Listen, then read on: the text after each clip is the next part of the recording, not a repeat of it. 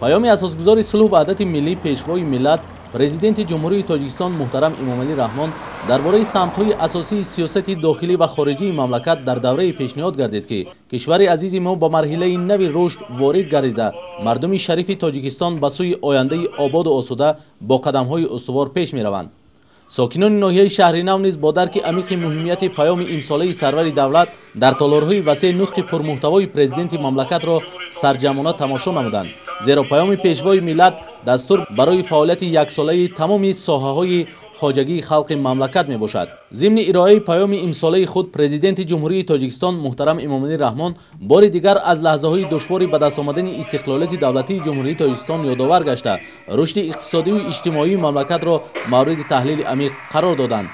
سایه معارف و تندرستی، فرهنگ و جوانان، کار با زنان و عائله در پیام سرور دولت مورد تحلیل همه‌جانبه قرار گرفت. اساسگزار صلح و وحدت ملی پیشوای ملت پرزیدنت جمهوری تاجیکستان محترم امامعلی رحمان مسائل بررسی گردیده و دستور و سفارش‌های در پیام خویش ذکر گردیده را پیش از همه به خاطر حفظ صلح و ثبات، وحدت ملی، حمایت استقلالیت دولتی و دستاوردهای خلق تاجیک ارزیابی نمودند و تحکیم اقتدار اقتصادی مملکت، فراهم آوردن شرایط باز هم بهتر زندگی و در عرصه بین المللی بلند برداشتن آبروی وطن محبوبمان تاجیکستان را وظیفه‌های اولین درجه هر یک فرد وطن دوست کشور نامیدند.